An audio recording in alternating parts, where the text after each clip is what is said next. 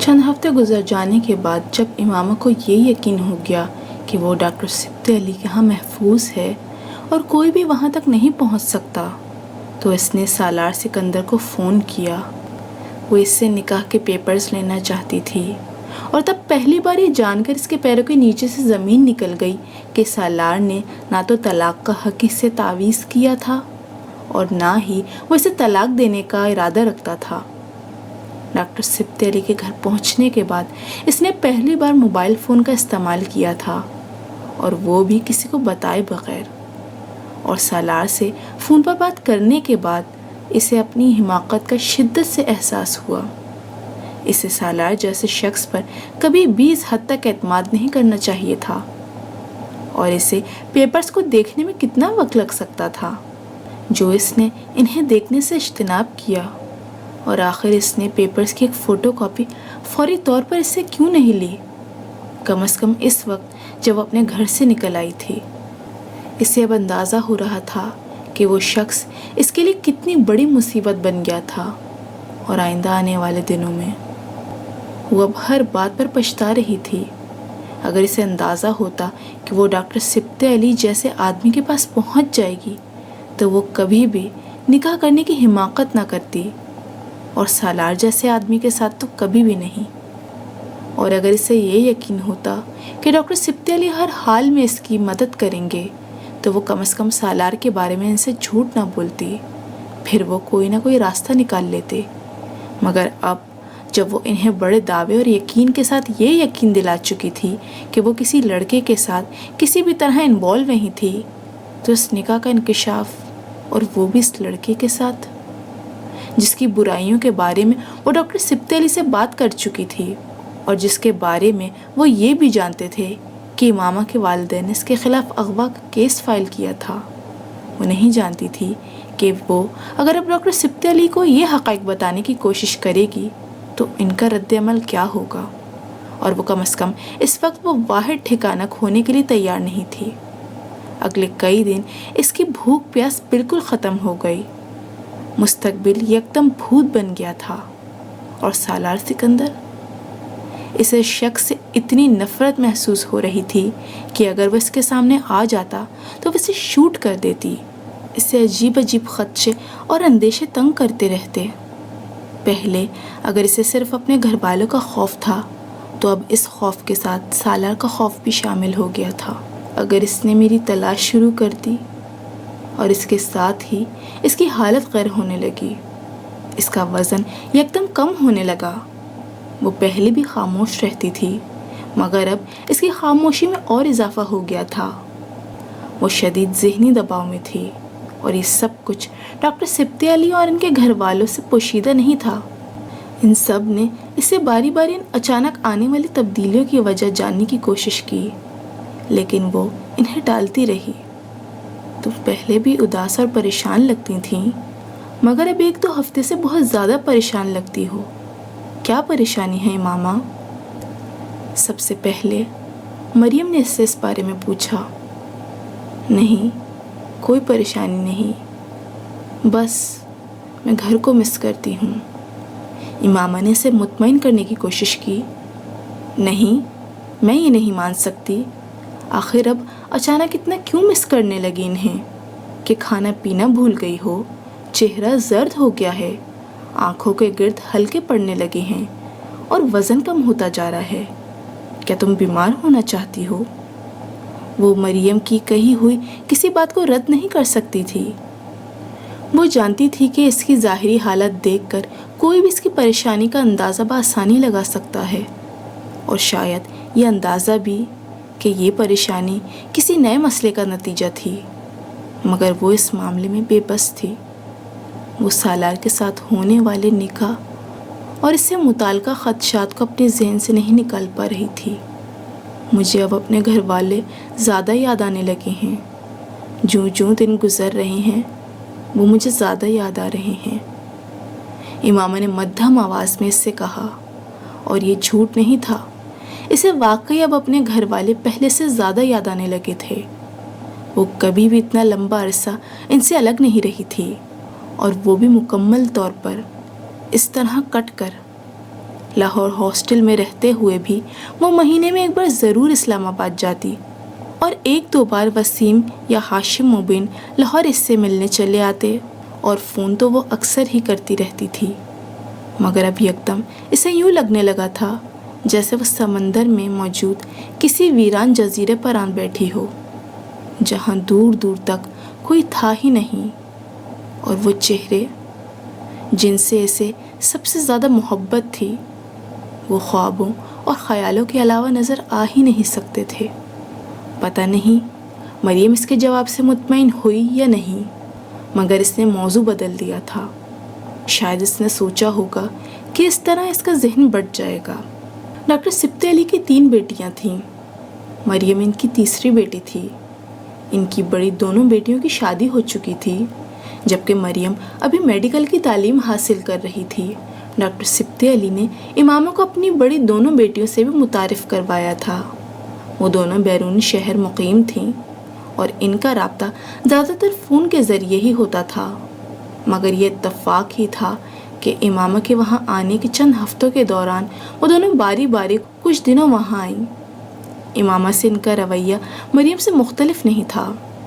ان کے رویے میں اس کے لیے محبت اور مانوسیت کے علاوہ کچھ نہیں تھا، لیکن امامہ کو انہیں دیکھ کر ہمیشہ اپنی بڑی بہنیں یاد آ جاتی اور پھر جیسے سب کچھ یاد آ جاتا، اپنا گھر، بابا، بڑے بھائی وسیم اور سعد سے اس کا کوئی خونی رشتہ نہیں تھا۔ ان کی جماعت کے بااثر خاندان اپنے گھروں میں اولاد ہونے کے باوجود بے سہارا یتیم بچوں میں سے کسی ایک لڑکے کو گود میں لینے لگے تھے۔ یہ اپنی جماعت کے افراد کی مستقل میں تعداد بڑھانے کے لیے کوشش کا ایک ضروری حصہ تھا۔ ایسا بچہ ہمیشہ عام مسلمانوں کے بچوں میں سے ہی ہوتا اور ہمیشہ لڑکا ہوتا۔ سعد بھی اسی سلسلے میں بہت چھوٹی عمر میں اس کے گھر آیا تھا۔ وہ اس وقت اسکول کے آخری سالوں میں تھی اور اسے گھر میں ہونے والے اس عجیب اضافے نے کچھ حیران کیا تھا۔ ہم لوگوں نے اللہ تعالیٰ کے احسانات کا شکر ادا کرنے کے لیے سعد کو گود لیا ہے تاکہ ہم بھی دوسرے لوگوں پر احسانات کر سکیں اور نیکی کا یہ سلسلہ جاری رہے۔ اس کی امی نے اس کے استغفار پہ بتایا، تم سمجھو وہ تمہارا چھوٹا بھائی ہے۔ تب اسے اپنے بابا اور امی پر بہت فخر ہوا تھا۔ وہ کتنے عظیم لوگ تھے کہ ایک بے سہارا بچے کو اچھی زندگی دینے کے لیے گھر لے آئے تھے، اسے اپنا نام دے رہے تھے، اللہ کی عطا کردہ نعمتوں کو اس کے ساتھ بانٹ رہے تھے۔ اس نے تب غور نہیں کیا تھا کہ ایسا ہی ایک بچہ اس کے تایا اعظم کے گھر پر بھی کیوں تھا، ایسا ہی ایک بچہ اس کے چھوٹے چچا کے گھر پر کیوں تھا، ایسے ہی بہت سے دوسرے بچے ان کے جاننے والے کچھ اور بااثر خاندانوں کے گھر پر کیوں تھے۔ اس کے لیے بس یہی کافی تھی کہ وہ ایک اچھا کام کر رہے تھے، ان کی جماعت ایک اچھے کام کی ترویج کر رہی تھی۔ یہ اس نے بہت بات جانا تھا کہ اس اچھے کام کی حقیقت کیا تھی۔ سعد اس سے بہت مانوس تھا۔ اس کا زیادہ وقت امامہ کے ساتھ ہی گزرتا تھا۔ وہ شروع کے کئی سال امامہ کے کمرے میں اس کے بیڈ پہ ہی سوتا رہا۔ اسلام قبول کر لینے کے بعد میڈیکل کالج سے جب وہ بھی اسلام آباد آتی، وہ سعد کو حضرت محمد مصطفیٰ صلی اللہ علیہ وسلم کے بارے میں بتاتی رہتی۔ وہ اتنا چھوٹا تھا کہ کسی چیز کو منطقی طریقے سے نہیں سمجھایا جا سکتا تھا، مگر وہ اسے صرف ایک بات کہتی رہتی، جیسے اللہ ایک ہوتا ہے اسی طرح ہمارے پیغمبر حضرت محمد مصطفیٰ صلی اللہ علیہ وسلم بھی ایک ہی ہیں، ان سے کوئی اور نہیں ہو سکتا۔ وہ اسے ساتھ یہ تاکید بھی کرتی رہتی کہ وہ ان دونوں کی آپس کی باتوں کے بارے میں کسی اور کو بھی نہ بتائے، اور امامہ یہ بھی جانتی تھی کہ اس کی یہ کوشش بیکار تھی۔ سعد کو بھی بچپن سے ہی مذہبی اجماعت میں لے جایا جانے لگا اور وہ اس اثر کو قبول کر رہا تھا۔ وہ ہمیشہ یہی سوچتی کہ وہ میڈیکل کی تعلیم کے بعد سعد کو لے کر اپنے گھر والوں سے الگ ہو جائے گی، اور وہ یہ بھی جانتی تھی کہ یہ کس قدر مشکل کام تھا۔ اس نے گھر سے بھاگتے ہوئے بھی سعد کو اپنے ساتھ لے کر جانے کا سوچا تھا، مگر یہ ناممکن تھا۔ وہ نہیں چاہتی تھی کہ وہ اسے لاتے ہوئے خود بھی پکڑی جائے، وہ اسے وہاں چھوڑ آئی تھی، اور اب ڈاکٹر سبتے علی کے ہاں پہنچ جانے کے بعد اسے اس کا بار بار خیال آتا۔ اگر وہ کسی طرح اسے وہاں سے لے کر آتی تو وہ بھی اس دلدر سے نکل سکتا تھا، مگر ان تمام سوچوں، تمام خیالوں نے اپنے گھر والوں کے لیے اس کی محبت کو کم نہیں کیا، نہ اپنے گھر والوں کے لیے، نہ جلال انصر کے لیے۔ وہ ان کا خیال آنے پر رونا شروع ہوتی تو ساری رات روتی رہتی۔ شروع کے دنوں میں وہ ایک الگ کمرے میں تھی اور مریم کو اس کا اندازہ نہیں تھا، مگر ایک رات وہ اچانک اس کے کمرے میں اپنی کوئی کتاب لینے آئی۔ رات کے پچھلے پہر اسے قطعاً یہ اندازہ نہیں تھا کہ امامہ جاگ رہی ہوگی، اور نہ صرف جاگ رہی تھی بلکہ رو رہی ہوگی۔ امامہ کمرے کی لائٹ آف کیے اپنے بیڈ پر کمبل اوڑھے رو رہی تھی۔ جب اچانک دروازہ کھلا تو اس نے کمبل سے چہرے کو ڈھانپ لیا۔ وہ نہیں جانتی تھی مریم کو کیسے اس کے جاگنے کا اندازہ ہوا تھا۔ امامہ، جاگ رہی ہو؟ اس نے امامہ کو آواز دی۔ امامہ نے حرکت نہیں کی، مگر پھر مریم اس کی طرف چلی آئی اور اس نے کمبل اس کے چہرے سے ہٹا دیا۔ میرے اللہ، تم رو رہی ہو اور اس وقت؟ وہ اس کے پاس ہی تشویش کے عالم میں بیڈ پر بیٹھ گئی۔ امامہ کی آنکھیں بری طرح سوجی ہوئی تھیں اور اس کا چہرہ آنسوؤں سے بھیگا ہوا تھا، مگر اسے سب سے زیادہ ندامت پکڑے جانے کی تھی۔ اس لیے تمہیں راتوں کو نیند نہیں آتی کیونکہ تم روتی رہتی ہو اور صبح یہ کہہ دیتی ہو کہ رات کو سونے میں دقت ہوئی، اس لیے آنکھیں سوجی ہوئی ہیں۔ بس تم آج سے یہاں نہیں سوگی، اٹھو میرے کمرے میں چلو۔ اس نے کچھ برہمی کے عالم میں سے کھینچ کر اٹھایا۔ امامہ ایک لفظ نہیں بول سکی، وہ اس وقت بے حد شرمندہ تھی۔ مریم نے اس کے بعد اسے اپنے کمرے میں ہی سلانا شروع کر دیا۔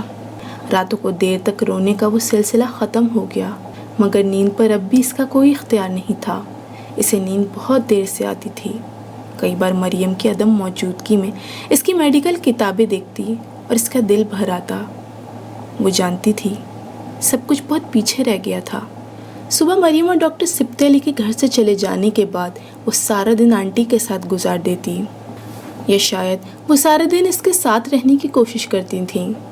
وہ اسے اکیلا نہ رہنے دینے کی کوشش میں مصروف رہتی تھیں، مگر ان کے ساتھ ہوتے ہوئے بھی وہ پتہ نہیں کن کن سوچوں میں ڈوبی رہتی تھی۔ اس نے سالار کے ساتھ دوبارہ رابطہ کرنے کی کوشش نہیں کی تھی۔ وہ جانتی تھی اس کا کوئی فائدہ نہیں تھا۔ اس کی ذہنی پریشانی میں اضافے کے علاوہ اسے رابطے سے کچھ حاصل نہیں ہونے والا تھا۔ اسے ڈاکٹر سبتے علی کے ہاں آئے ہوئے 3 ماہ ہو گئے تھے جب ایک دن انہوں نے رات کو اسے بلایا۔ آپ کو اپنا گھر چھوڑے کچھ وقت بیت گیا ہے۔ آپ کے گھر والوں نے آپ کی تلاش ابھی تک ختم تو نہیں کی ہوگی، مگر چند ماہ پہلے والی تندی و تیزی نہیں رہی ہوگی اب۔ میں جاننا چاہتا ہوں کہ آپ اب آگے کیا کرنا چاہتی ہیں۔ انہوں نے مختصراً تمہید کے بعد کہا۔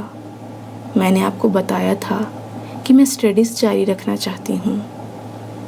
وہ اس کی بات پر کچھ دیر خاموش رہے، پھر انہوں نے کہا، امامہ، آپ نے اپنی شادی کے بارے میں کیا سوچا ہے؟ وہ ان سے سوال کی توقع نہیں کر رہی تھی۔ شادی؟ کیا مطلب؟ وہ بے اختیار حق لائی۔ آپ جن حالات سے گزر رہی ہیں ان میں آپ کے لیے سب سے بہترین راستہ شادی ہی ہے۔ کسی اچھی فیملی میں شادی ہو جانے سے آپ اس عدم تحفظ کا شکار نہیں رہیں گی جس کا شکار آپ ابھی ہیں۔ میں چند اچھے لڑکوں اور فیملیز کو جانتا ہوں۔ میں چاہتا ہوں ان میں سے کسی کے ساتھ آپ کی شادی کر دی جائے۔ وہ بالکل سفید چہرے کے ساتھ انہیں چپ چاپ دیکھتی رہی۔ وہ ان کے پاس آنے سے بہت پہلے اپنے لیے اسی حل کو منتخب کر چکی تھی، اور اسی ایک حل کو ڈھونڈتے ڈھونڈتے وہ سالار سکندر سے نکاح کی حماقت کر چکی تھی۔ اس وقت اگر وہ سالار سکندر سے نکاح نہ کر چکی ہوتی تو وہ بلا حیل و حجت ڈاکٹر سبتے علی کی بات ماننے پر تیار ہو جاتی۔ وہ جانتی تھی ان حالات میں کسی اچھی فیملی میں شادی اسے کتنی اور کن مصیبتوں سے بچا سکتی تھی۔ اس نے آج تک کبھی خود مختار زندگی نہیں گزاری تھی۔ وہ ہر چیز کے لیے اپنی فیملی کی محتاج رہی تھی، اور وہ یہ تصور کرتے ہوئے بھی خوف زدہ رہتی تھی کہ آخر وہ کب اور کس طرح صرف اپنے بل بوتے پر زندگی گزار سکے گی، مگر سالار سے وہ نکاح اس کے گلے کی ایسی ہڈی بن گیا تھا جسے وہ اگل سکتی تھی اور نہ ہی نگل سکتی تھی۔ نہیں، میں شادی نہیں کرنا چاہتی۔ کیوں؟ اس کے پاس اس سوال کا جواب موجود تھا، مگر حقیقت بتانے کے لیے حوصلہ نہیں تھا۔ ڈاکٹر سبتیل اس کے بارے میں کیا سوچتے؟ یہ کہ وہ ایک جھوٹی لڑکی ہے جو اب تک انہیں دھوکہ دیتے ہوئے ان کے پاس رہ رہی تھی، یا یہ کہ شاید وہ سالار سے شادی کے لیے ہی اپنے گھر سے نکلی تھی اور باقی سب کچھ کے بارے میں جھوٹ بول رہی تھی۔ اگر انہوں نے حقیقت جان لینے پر اس کی مدد سے معذرت کر لی یا اسے گھر سے چلے جانے کا کہا تو، اور اگر انہوں نے اس کے والدین سے رابطہ کرنے کی کوشش کی تو، وہ 3 ماہ سے ڈاکٹر سبتے علی کے پاس تھی۔ وہ کتنے اچھے تھے وہ بخوبی جانتی تھی، لیکن وہ اس قدر خوف زدہ اور محتاط تھی کہ وہ کسی قسم کا رسک لینے پر تیار نہیں تھی۔ میں پہلے اپنی تعلیم مکمل کرنا چاہتی ہوں تاکہ کسی پر بوجھ نہ بنوں، کسی پر بھی۔ شادی کر لینے کی صورت میں اگر مجھے بعد میں کبھی کسی پریشانی کا سامنا کرنا پڑا تو میں کیا کروں گی؟ اس وقت تو میرے لیے شاید تعلیم حاصل کرنا بھی ممکن نہیں رہے گا۔ اس نے ایک لمبی خاموشی کے بعد جیسے کسی فیصلے پر پہنچتے ہوئے ڈاکٹر سبتے علی سے کہا، امامہ، ہم ہمیشہ آپ کی مدد کرنے کے لیے موجود رہیں گے۔ آپ کی شادی کر دینے کا مطلب یہ نہیں ہوگا کہ میرے گھر سے آپ کا تعلق ختم ہو جائے گا یا میں آپ سے جان چھڑانا چاہتا ہوں۔ آپ میرے لیے میری چوتھی بیٹی ہیں۔ امامہ کی آنکھوں میں آنسو آ گئے۔ میں آپ پر کوئی دباؤ نہیں ڈالوں گا، جو آپ چاہیں گی وہی ہوگا۔ یہ صرف میری ایک تجویز تھی، ڈاکٹر سبتے علی نے کہا۔ کچھ سال گزر جانے دیں، اس کے بعد میں شادی کر لوں گی، جہاں بھی آپ کہیں گے، اس نے ڈاکٹر سبتے علی سے کہا۔ مگر ابھی فوری طور پر نہیں، ابھی مجھے سالار سکندر سے جان چھڑانی ہے، اس سے طلاق لینے کا کوئی راستہ تلاش کرنا ہے۔ وہ ان سے بات کرتے ہوئے سوچ رہی تھی۔ کس شہر میں پڑھنا چاہتی ہیں آپ؟ ڈاکٹر سبتے علی نے مزید کوئی دباؤ نہیں ڈالا۔ کسی بھی شہر میں، میری کوئی ترجیح نہیں ہے، اس نے ان سے کہا۔ وہ اپنے گھر سے آتے ہوئے اپنے سارے ڈاکومنٹس، اپنے پاس موجود زیورات اور رقم بھی لے آئی تھی۔ جب ڈاکٹر سبتے علی نے اس گفتگو کے چند دن بعد اسے بلا کر ملتان میں اس کے ایڈمیشن کے فیصلے کے بارے میں بتانے کے ساتھ اس کے ڈاکومنٹس کے بارے میں پوچھا تو وہ اس بیگ کو لے کر ان کے پاس چلی آئی۔ اس نے ڈاکومنٹس کا ایک لفافہ نکال کر انہیں دیا، پھر زیورات کا لفافہ نکال کر ان کی میز پر رکھ دیا۔ یہ زیورات میں اپنے گھر سے لائی ہوں، یہ بہت زیادہ تو نہیں ہیں، مگر پھر بھی اتنے ہیں کہ میں انہیں بیچ کر کچھ عرصہ آسانی سے اپنی تعلیم کے اخراجات اٹھا سکتی ہوں۔ نہیں، یہ زیورات بیچنے کی ضرورت نہیں ہے، یہ آپ کی شادی میں کام آئیں گے۔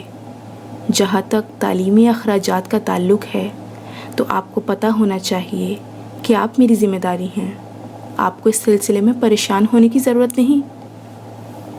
وہ بات کرتے کرتے چونکے۔ ان کی نظر اس ٹیبل پر رکھے ہوئے چھوٹے سے کھلے بیگ کے اندر تھی۔ امامہ نے ان کی نظروں کا تعاقب کیا۔ وہ بیگ میں نظر آنے والے چھوٹے سے پستول کو دیکھ رہے تھے۔ امامہ نے قدرے شرمندگی کے عالم میں اس پسٹل کو بھی نکال کر ٹیبل پر رکھ دیا۔ یہ میرا پسٹل ہے، میں یہ گھر سے لائی ہوں۔ میں نے آپ کو بتایا تھا مجھے سالار سے مدد لینی تھی اور وہ اچھا لڑکا نہیں تھا۔ وہ انہیں اس کے بارے میں مزید نہیں بتا سکتی تھی۔ ڈاکٹر سبتے علی پستول کو اٹھا کر دیکھ رہے تھے۔ چلانا آتا ہے آپ کو اسے؟ امامہ نے افسردہ مسکراہٹ کے ساتھ اس بات میں سر ہلایا۔ کالج میں NCC کی ٹریننگ ہوئی تھی۔ میرا بھائی وسیم بھی رائفل شوٹنگ کلب میں جایا کرتا تھا، کبھی کبھار مجھے بھی ساتھ لے جاتا تھا۔ میں نے اپنے بابا سے ضد کر کے خریدا تھا۔ یہ گولڈ پسٹل ہے۔ وہ ان کے ہاتھ میں پکڑے ہوئے پستول کو دیکھتے ہوئے مدھم آواز میں کہہ رہی تھی، آپ کے پاس اس کا لائسنس ہے؟ ہے، مگر وہ ساتھ نہیں لے کر آئی۔ پھر آپ اسے یہیں پر رہنے دیں، ملتان ساتھ لے کر نہ جائیں، زیورات کو لاکڑ میں رکھوا دیتے ہیں۔ امامہ نے سر ہلا دیا۔ وہ چند ماہ کے بعد ملتان اپنی اسٹڈیز کے سلسلے کو ایک بار پھر جاری رکھنے کے لیے آ گئی تھی۔ ایک شہر سے دوسرے شہر، دوسرے سے تیسرے شہر، ایک ایسا شہر جس کے بارے میں اس نے کبھی خواب میں بھی نہیں سوچا تھا، مگر اس نے تو خواب میں اور بہت کچھ بھی نہیں سوچا تھا۔ کیا اس نے یہ سوچا تھا کہ وہ 20 سال کی عمر میں ایک بار پھر بی ایس سی میں داخلہ لے گی، اس عمر میں جب لڑکیاں بی ایس سی کر چکی ہوتی ہیں؟ کیا اس نے کبھی یہ سوچا تھا کہ وہ اپنی مرضی سے میڈیکل کالج چھوڑ دے گی؟ کیا اس نے کبھی یہ سوچا تھا کہ وہ اپنے والدین کے لیے کبھی اس قدر تکلیف اور شرمندگی کا باعث بنے گی؟ کیا اس نے کبھی یہ سوچا تھا کہ وہ اسجد کے بجائے کسی اور سے محبت کرے گی اور پھر اس سے شادی کے لیے یوں پاگلوں کی طرح کوشش کرے گی؟ کیا اس نے کبھی یہ سوچا تھا کہ ان کوششوں میں ناکامی کے بعد وہ سالار سکندر جیسے کسی لڑکے کے ساتھ اپنی مرضی سے نکاح کر لے گی؟ اور کیا اس نے یہ سوچا تھا کہ ایک بار گھر سے نکل جانے کے بعد اسے ڈاکٹر سبط علی کے گھرانے جیسا گھر مل سکے گا؟ اسے باہر کی دنیا میں پھرنے کی عادت نہیں تھی اور اسے باہر کی دنیا میں پھرنا نہیں پڑا تھا۔ اپنے گھر سے نکلتے وقت اس نے اللہ سے اپنی حفاظت کی بے تحاشا دعائیں مانگی تھیں۔ اس نے دعائیں کی تھیں کہ اسے دربدر نہ پھرنا پڑے۔ وہ اتنی بولڈ نہیں تھی کہ وہ مردوں کی طرح ہر جگہ دندناتی پھرتی۔ وہ اپنی فیملی کے سائے کے نیچے لاہور آ کر میڈیکل کالج میں پڑھنا اور آگے تعلیم حاصل کرنے کے لیے باہر جانے کے خواب دیکھنا اور بات تھی۔ وہ اپنی فیملی کے سائے کے نیچے لاہور آ کر میڈیکل کالج میں پڑھنا اور آگے تعلیم حاصل کرنے کے لیے باہر جانے کے خواب دیکھنا اور بات تھی۔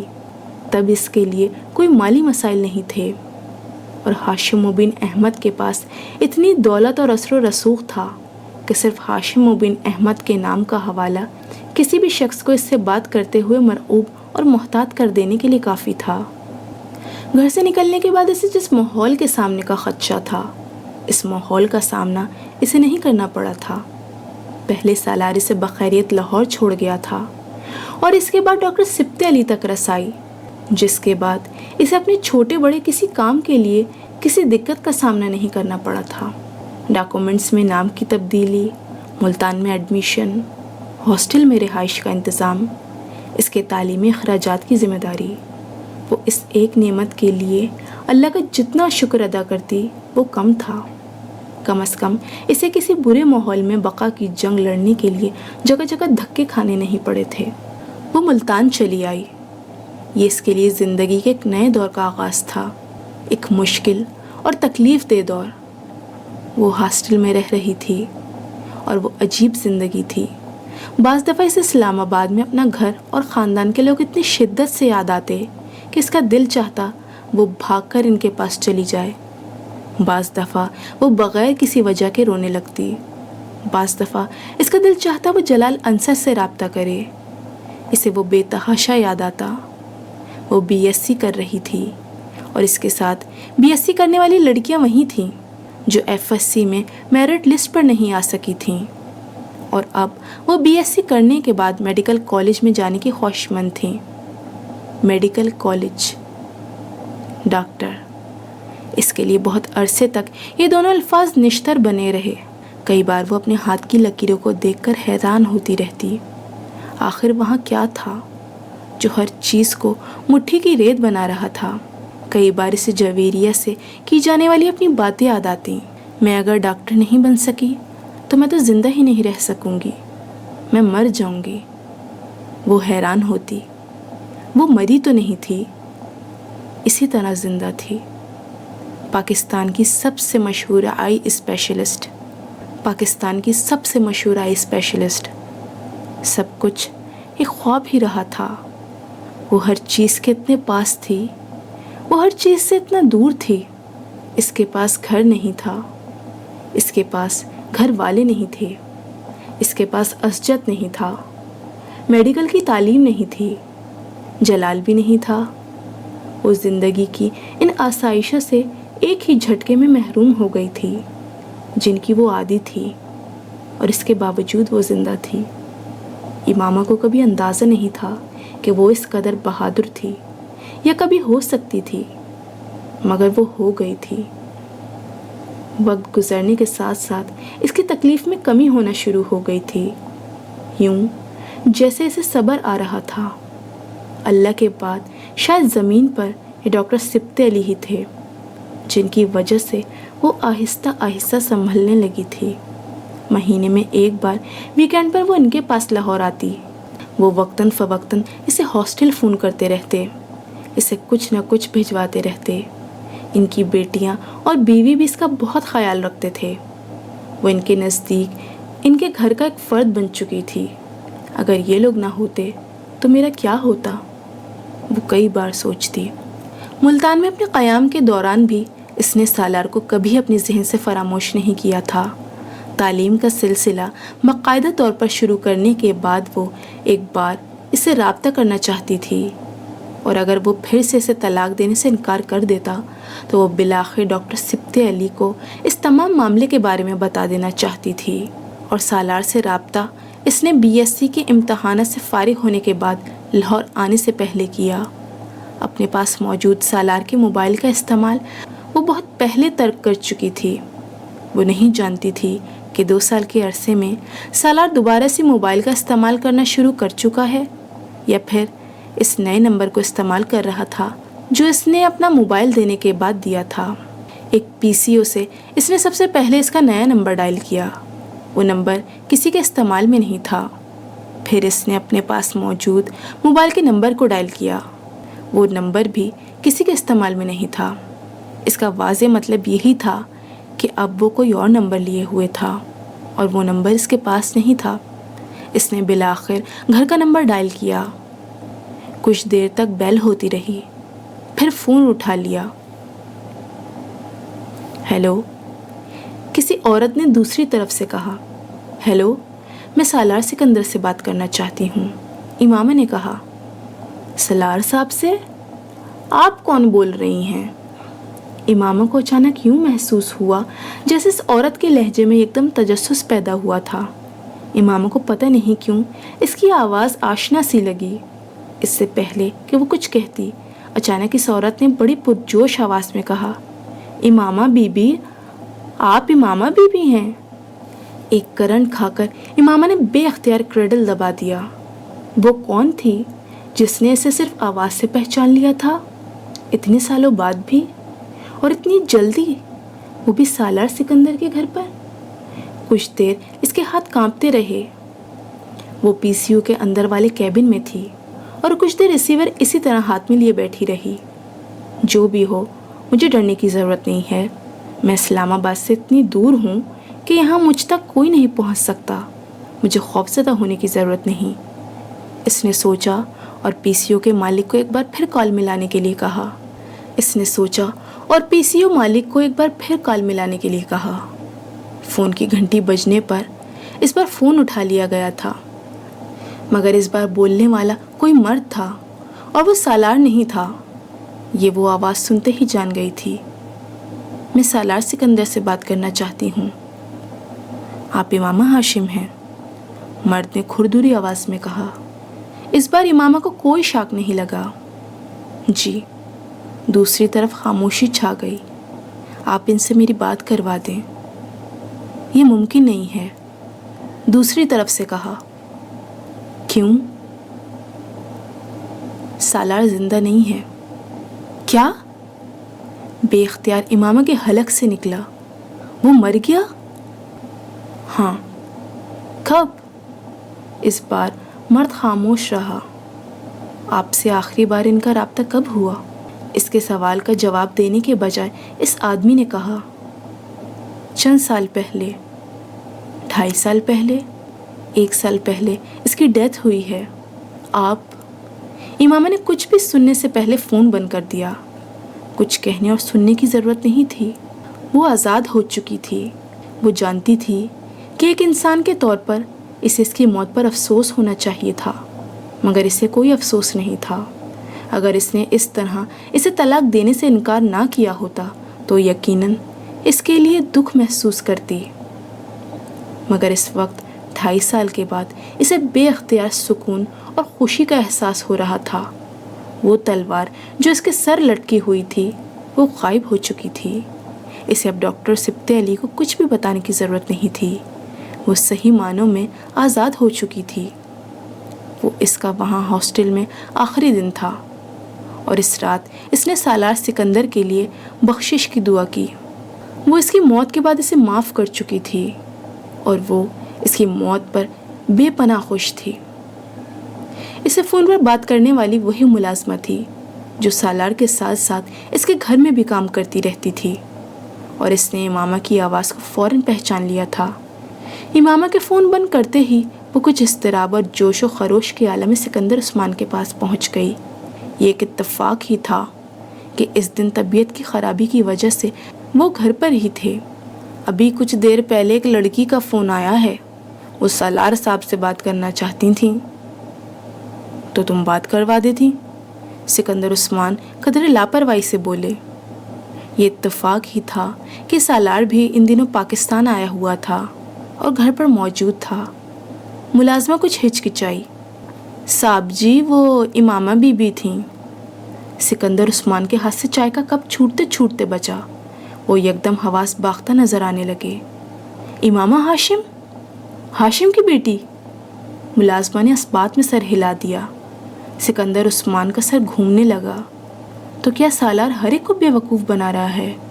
وہ ابھی تک امامہ کے ساتھ رابطے میں ہے اور وہ جانتا ہے وہ کہاں ہے، تو پھر یقیناً وہ اس سے ملتا بھی رہا ہوگا۔ انہوں نے بے اختیار سوچا۔ اس نے تمہیں خود اپنا نام بتایا؟ انہوں نے چائے کا کپ ایک طرف رکھتے ہوئے کہا۔ نہیں جی، میں نے ان کی آواز پہچان لی اور جب میں نے ان کا نام لیا انہوں نے فوراً فون بند کر دیا، ملازمہ نے سکندر عثمان کو بتایا۔ مگر مجھے یقین ہے کہ وہ انہی کی آواز تھی۔ مجھے کم از کم اس بارے میں کوئی دھوکہ نہیں ہو سکتا۔ اس سے پہلے کہ سکندر عثمان کچھ کہتے انہوں نے فون کی گھنٹی سنی، مگر اس بار وہ ڈرائنگ روم میں موجود ایکسٹینشن کی طرف بڑھ گئے اور انہوں نے فون اٹھا لیا۔ دوسری طرف موجود لڑکی ایک بار پھر سالار سکندر کا پوچھ رہی تھی۔ ان سے استفار پر اس نے یہ تسلیم کر لیا کہ وہ امامہ ہاشم ہی تھی۔ وہ نہیں جانتے تھے کیوں، مگر بے اختیار ان کے دل میں آیا کہ وہ اسے سالار کے مرنے کی خبر دے دیں تاکہ وہ دوبارہ کبھی ان کے گھر فون نہ کرے۔ انہیں اس سے بات کر کے یہ اندازہ تو ہو ہی چکا تھا کہ وہ بہت عرصے سے سالار کے ساتھ رابطہ نہیں کر سکی ہے اور اس کے پاس ان کے بیان کی صداقت کو پرکھنے کا کوئی ذریعہ نہیں تھا۔ وہ دوبارہ رابطہ نہ کرتی تو ان کی جان اس سے ہمیشہ کے لیے چھوٹ سکتی تھی۔ وہ ابھی تک اس 1 سال کو اپنے ذہن سے نکال نہیں سکے تھے جب امامہ ہاشم کی گمشدگی کے فوراً بعد سالار پر شبہ ہونے کی وجہ سے ہاشم مبین احمد نے ان کے لیے ہر قسم کی پریشانی کھڑی کی تھی۔ بہت سے سرکاری دفاتر جہاں پہلے ان کی فرم کی فائلز بہت آسانی سے نکل آئی تھیں، مہینوں پھنسی رہیں۔ ان کے گھر دھمکی آمیز کالز اور خط آتے رہے۔ کئی لوگوں نے بلا واسطہ طور پر ان پر دباؤ ڈالا کہ وہ ہاشم مبین احمد کی بیٹی کی واپسی کے لیے ان کی مدد کریں۔ ایک لمبے عرصے تک سالار کی نگرانی کی گئی اور نگرانی کا یہ سلسلہ صرف پاکستان ہی نہیں باہر میں بھی جاری رہا، مگر جب کسی طرح بھی امامہ سے اس کے رابطے کا کوئی ثبوت یا سراغ نہیں ملا تو رفتہ رفتہ یہ تمام سرگرمیاں ختم ہو گئیں۔ سکندر عثمان کی بے پناہ کوشش کے باوجود بھی ہاشم مبین کے ساتھ ان کے تعلقات بحال نہیں ہوئے، مگر ان کی طرف سے عدم تحفظ کا اندیشہ ختم ہو گیا تھا۔ مگر اب 2.5 سال بعد وہ لڑکی ایک بار پھر سالار سے رابطہ کرنا چاہتی تھی۔ وہ کسی صورت بھی دوبارہ ان حالات کا سامنا نہ خود کرنا چاہتے تھے نہ ہی سالار کو کرنے دینا چاہتے تھے۔ اگر وہ خود ہاشم مبین احمد کی ٹکر کے آدمی نہ ہوتے تو وہ اب تک اس سے زیادہ نقصان اٹھا چکے ہوتے جتنا نقصان انہوں نے اس 1 سال اور خاص طور پر شروع کے چند ماہ میں اٹھایا تھا۔ وہ امامہ کو اس طلاق نامے کی ایک کاپی بھجوانا چاہتے تھے جو سالار کی طرف سے انہوں نے تیار کیا تھا، اور انہیں اس میں کوئی دلچسپی نہیں تھی کہ وہ جائز تھا یا نہیں۔ وہ صرف امامہ کو یہ یقین دلانا چاہتے تھے کہ سالار اس کے خاندان کے ساتھ اس کا تعلق ہونا چاہیے نہ ہی ہوگا۔ اگر کچھ تھا بھی تو وہ سالار کی موت اور اس سے پہلے کہ تحریر شدہ اس طلاق نامے کے ساتھ ہی ختم ہو گیا تھا۔ مگر یہ ایک اور اتفاق تھا کہ امامہ نے ان کی بات مکمل طور پر سنے بغیر فون بند کر دیا۔ انہوں نے فون کو ٹریس آؤٹ کرنے کی کوشش کی، مگر وہ ملتان کے پی سی او کا ثابت ہوا۔ سالار 1 ہفتے بعد واپس امریکہ جانے والا تھا۔ انہوں نے اس 1 ہفتے اس کے مکمل طور پر نگرانی کروائی۔ وہ ملازموں کو ہدایت دے چکے تھے کہ کسی کا بھی فون آئے وہ کسی بھی صورت سالار سے بات نہ کروائیں، چاہے فون کسی مرد کا ہو یا عورت کا، جب تک وہ خود یہ نہ جان لیں کہ فون کرنے والا کون تھا۔ ملازموں کو بھی سختی کے ساتھ منع کر چکے تھے کہ وہ سالار کو امامہ کی اس کال کے بارے میں نہ بتائے۔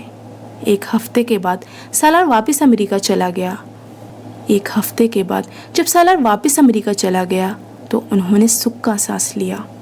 سر پر آئی ہوئی آفت ایک بار پھر ٹل گئی تھی۔ سالار کی واپسی کے چند ہفتے بعد انہیں ایک لفافہ موصول ہوا تھا۔ امامہ نے لاہور پہنچنے کے بعد وہ موبائل بیچ دیا تھا۔ وہ اسے واپس نہیں بھجوا سکتی تھی، اور سالار کی وفات کے بعد اب یہ امکان نہیں تھا اس کے ساتھ آمنا سامنا ہونے کی صورت میں وہ اسے موبائل واپس دے سکے گی۔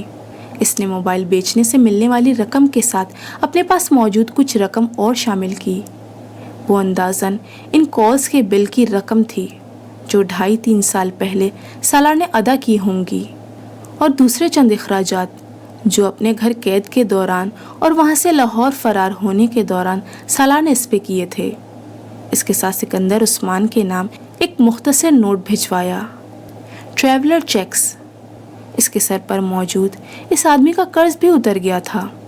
اس رقم اور اس کے ساتھ ملنے والے نوٹ سے سکندر عثمان کو تسلی ہو گئی تھی کہ وہ دوبارہ اس سے رابطہ نہیں کرے گی، اور یہ بھی کہ اس نے واقعی ان کی بات پر یقین کر لیا تھا۔ ملتان سے بی ایس سی کرنے کے بعد وہ لاہور چلی آئی تھی۔ اسے گھر چھوڑے 3 سال ہونے والے تھے، اور اس کا خیال تھا کہ اب کم از کم اسے تلاش نہیں کیا جائے گا جس طرح پہلے کیا جا رہا تھا۔ اگر کیا بھی گیا تو صرف میڈیکل کالجز پر نظر رکھی جائے گی۔ اس کا یہ اندازہ صحیح ثابت ہوا۔ اس نے پنجاب یونیورسٹی میں کیمسٹری میں ایم ایس سی کے لیے ایڈمیشن لے لیا تھا۔ اتنا عرصہ گزر جانے کے بعد بھی وہ بے حد محتاط تھی۔ یہ لاہور تھا، یہاں کسی وقت کوئی بھی اسے پہچان سکتا تھا۔ ملتان میں وہ صرف چادر اوڑھ کر کالج جاتی تھی۔ لاہور میں اس نے نقاب لگانا شروع کر دیا۔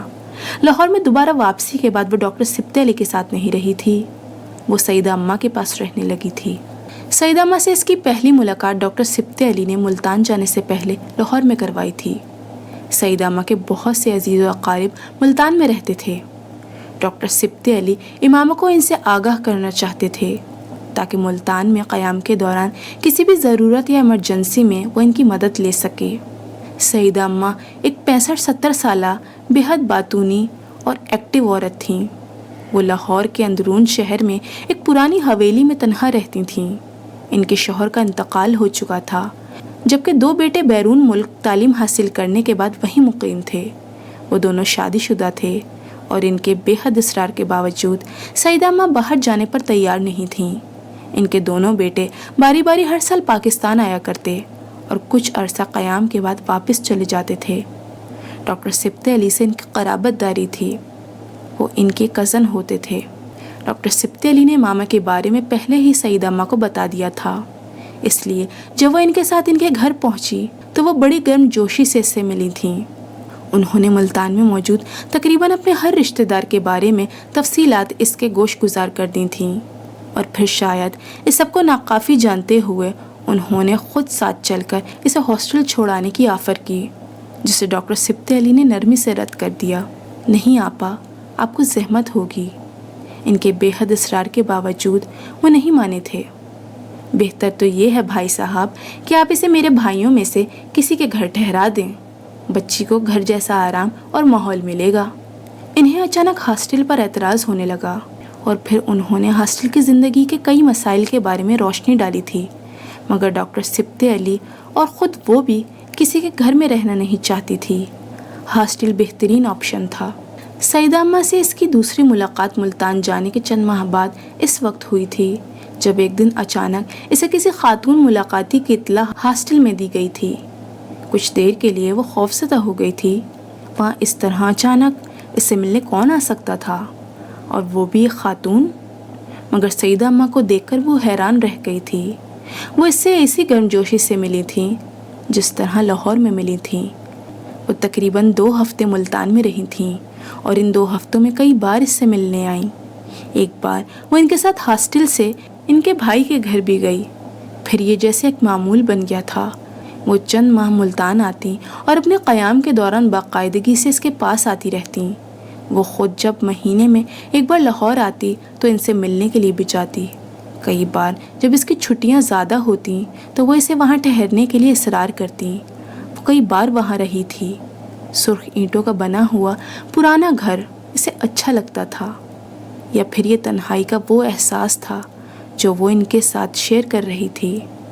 اس کی طرح وہ بھی تنہا تھیں، اگرچہ ان کی یہ تنہائی ان کے ہمہ وقت میل جول کی وجہ سے کم ہو جاتی تھی، مگر اس کے باوجود امامہ ان کے احساسات کو بنا کوشش کیے سمجھ سکتی تھی۔ لاہور واپس شفٹ ہونے سے بہت عرصے پہلے ہی انہوں نے امامہ سے یہ جان لینے کے بعد کہ وہ MSc لاہور سے کرنا چاہ رہی ہے، اسے ساتھ رکھنے کے لیے اصرار کرنا شروع کر دیا۔ اسی عرصے کے دوران ڈاکٹر سبط علی کی سب سے بڑی بیٹی ان کے بچوں سمیت کچھ عرصے کے لیے ان کے یہاں رہنے چلی آئیں۔ ان کے شوہر PhD کے لیے بیرون ملک چلے گئے تھے۔ وہ ڈاکٹر سبط علی کے بھتیجے تھے۔ جانے سے پہلے وہ اپنی فیملی کو ان کے ہاں ٹھہرا گئے۔ ڈاکٹر سبط علی کے گھر میں جگہ کی کمی نہیں تھی، مگر امامہ ان کے گھر میں رہنا نہیں چاہ رہی تھی۔ وہ جلد از جلد اپنے پیروں پر کھڑا ہونا چاہ رہی تھی۔ ڈاکٹر سبط علی کے احسانات کا بوجھ پہلے ہی اسے زیر بار کر رہا تھا۔ وہ یہ نہیں چاہتی تھی کہ وہ ان کے پاس رہ کر تعلیم حاصل کرے، اور اس کے بعد اس کے جاب کرنے پر بھی وہ اسے کہیں اور نہ رہنے دیتے۔ لیکن اگر وہ پہلے ہی علیحدہ رہائش اختیار کر لیتی تو اس کے لیے ان سے اپنی بات منوانا آسان ہوتا۔ سعیدہ اماں کا گھر اس اپنی رہائش کے لیے بہت مناسب لگا تھا۔ وہ جاب شروع کرنے پر انہیں مجبور کر کے کرائے کی مد میں کچھ نہ کچھ لینے پر مجبور کر سکتی تھی، مگر ڈاکٹر سبط علی شاید یہ سب کبھی گوارا نہ کرتے۔ ڈاکٹر سبط علی کے لیے اس کا فیصلہ ایک شاک کی طرح تھا۔ کیوں آمنہ، میرے گھر پر کیوں نہیں رہ سکتی آپ؟ انہوں نے بہت ناراضی سے اس سے کہا۔ سعیدہ آپا کے ساتھ کیوں رہنا چاہتی ہیں؟ وہ بہت اصرار کر رہی ہیں۔ میں انہیں سمجھا دوں گا۔ نہیں، میں خود بھی ان کے ساتھ رہنا چاہتی ہوں۔ میں ان کے ساتھ رہوں گی تو ان کی تنہائی دور ہو جائے گی۔ یہ کوئی وجہ نہیں ہے، آپ ان کے پاس جب چاہیں جا سکتی ہیں، مگر ساتھ رہنے کے لیے نہیں۔ پلیز آپ مجھے وہاں رہنے کی اجازت دے دیں، میں وہاں زیادہ خوش رہوں گی۔ میں اب آہستہ آہستہ اپنے پیروں پر کھڑا ہونا چاہتی ہوں۔ ڈاکٹر سبط علی نے اسے حیرانی سے دیکھا۔ پیروں پر کھڑے ہونے سے کیا مراد ہے آپ کی؟ وہ کچھ دیر خاموش رہی، پھر اس نے کہا، میں آپ پر بہت لمبے عرصے تک بوجھ نہیں بننا چاہتی۔ پہلے ہی میں بہت سال سے آپ پر انحصار کر رہی ہوں، مگر ساری زندگی تو میں آپ پر بوجھ نہیں بن کر گزار سکتی۔ وہ بات کرتے کرتے رک گئی۔ اسے لگا اس کے آخری جملے نے ڈاکٹر سبط علی کو تکلیف دی تھی۔ اسے پچھتاوا ہوا۔ میں نے کبھی بھی آپ کو بوجھ نہیں سمجھا آمنہ، کبھی بھی نہیں۔ بیٹیاں بوجھ نہیں ہوتی، اور میرے لیے آپ ایک بیٹی کی طرح ہیں۔ پھر یہ بات مجھے بہت دکھ ہوا۔ میں جانتی ہوں ابو، مگر میں صرف اپنی فیلنگز کی بات کر رہی ہوں۔ دوسرے پر ڈیپینڈنٹ ہونا بہت تکلیف دہ بات ہے۔ میں سعیدہ اماں کے ساتھ رہ کر زیادہ پرسکون رہوں گی۔ میں انہیں پے کروں گی۔ آپ کو میں کبھی پے کرنا چاہوں تو بھی نہیں کر سکوں گی۔ شاید مجھے 10 زندگیاں بھی ملیں تو میں آپ کے احسانات کا بدلہ نہیں اتار سکتی، مگر اب بس، اب اور نہیں۔ میں نے زندگی کو گزارنے کے سارے طریقے بھی سیکھنے ہیں، مجھے سیکھنے دیں۔ ڈاکٹر سبط علی نے اس کے بعد اسے دوبارہ اپنے گھر پر رہنے پر مجبور نہیں کیا تھا۔ وہ اس کے لیے بھی ان کی احسان مند تھی۔ سعیدہ اماں کے ساتھ رہنے کا تجربہ اس کے لیے ہاسٹل میں یا ڈاکٹر سبط علی کے ہاں رہنے سے بالکل مختلف تھا۔ اسے ان کے پاس ایک عجیب سی آزادی اور خوشی کا احساس ہوا تھا۔ وہ بالکل اکیلی رہتی تھیں۔ صرف ایک ملازمہ تھی جو دن کے وقت گھر کے کام کر دیا کرتی تھی اور شام کو واپس چلی جایا کرتی تھی۔ وہ بہت سوشل لائف گزارتی تھیں۔ محلے میں ان کا بہت آنا جانا تھا، اور نہ صرف محلے میں بلکہ اپنے رشتہ داروں کے ہاں بھی، اور ان کے گھر بھی اکثر کوئی نہ کوئی آتا رہتا تھا۔ انہوں نے محلے میں ہر ایک سے امامہ کا تعارف اپنی بھانجی کہہ کر کروایا تھا، اور چند سالوں کے بعد یہ تعارف بھانجی سے بیٹی میں تبدیل ہو گیا تھا۔ اگرچہ محلے والے پچھلے تعارف سے واقف تھے، مگر اب کسی نئے ملنے والے سے جب وہ امامہ کو بیٹی کی حیثیت سے متعارف کراتی تو کسی کو تجسس نہیں پیدا ہوتا۔ لوگ سیدہ اماں کی عادت سے واقف تھے کہ وہ کتنا محبت بھرا دل رکھتی تھیں۔ ان کے بیٹے بھی امامہ سے واقف تھے، بلکہ وہ باقاعدگی سے فون پر سیدہ اماں سے بات کرتے ہوئے اس کا حال احوال بھی دریافت کرتے رہتے تھے۔ ان کی بیوی اور بچے بھی اس سے بات چیت کرتے رہتے تھے۔ ان کے بیٹے ہر سال پاکستان آیا کرتے تھے، اور ان کے قیام کے دوران بھی امامہ کو کبھی ایسا محسوس نہیں ہوا تھا جیسے وہ ان کی فیملی کا حصہ نہیں تھی۔ بعض دفعہ اسے یوں ہی لگتا جیسے وہ واقعی سیدہ اماں کی بیٹی اور ان کے بیٹوں کی بہن تھی۔ ان دونوں کے بچے اسے پھپھو کہا کرتے تھے۔ پنجاب یونیورسٹی سے MSc کرنے کے بعد ڈاکٹر سبط علی کے توسط سے ایک فارماسیوٹیکل کمپنی میں جاب شروع کر دی۔ اس کی جاب بہت اچھی تھی، اور پہلی بار اس نے مالی طور پر خود مختاری حاصل کر لی تھی۔ یہ ویسی زندگی نہیں تھی جیسی وہ اپنے والدین کے گھر گزارتی تھی، نہ ہی ویسی تھی جیسی زندگی کے وہ خواب دیکھا کرتی تھی، مگر یہ ویسی بھی نہیں تھی جن خدشات کا وہ گھر سے نکلتے وقت شکار تھی۔ وہ ہر ایک کے بارے میں نہیں کہہ سکتی تھی، مگر اس کے لیے زندگی معجزات کا دوسرا نام تھی۔ سالار سکندر جیسے لڑکے سے اس طرح کی مدد، ڈاکٹر سبط علی کی رسائی، سیدہ اماں جیسے خاندان سے ملنا، تعلیم کا مکمل کرنا، اور پھر وہ جاب۔ صرف جلال انصر تھا جس کا خیال ہمیشہ اسے تکلیف میں مبتلا کرتا تھا، تو وہ خود کو دنیا کی خوش قسمت ترین لڑکی سمجھتی۔ 8 سالوں نے اس میں بہت سی تبدیلیاں پیدا کرتی تھیں۔ گھر سے نکلتے وقت وہ جانتی تھی کہ اب دنیا میں اس کے نخرے اٹھانے والا کوئی نہیں تھا۔ اسے کسی سے کوئی توقعات وابستہ کرنی تھی، نہ ہی ان کا پورا نہ ہونے پر تکلیف محسوس کرنی تھی۔ اس کا رونا دھونا بھی وقت گزرنے کے ساتھ ساتھ کم ہوتا جا رہا تھا۔ 20 سال کی عمر میں چھوٹی چھوٹی باتوں پر خوف زدہ اور پریشان ہونے والی امامہ ہاشم آہستہ آہستہ اپنا وجود کھوتی گئی تھی۔ نئی نمودار ہونے والی امامہ زیادہ پر اعتماد اور مضبوط اعصاب رکھتی تھی۔ وہ بہت زیادہ خود مختار بھی ہو گئی تھی، ہر چیز کے بارے میں، اپنی گفتگو کے بارے میں، اپنے طور اتوار کے بارے میں۔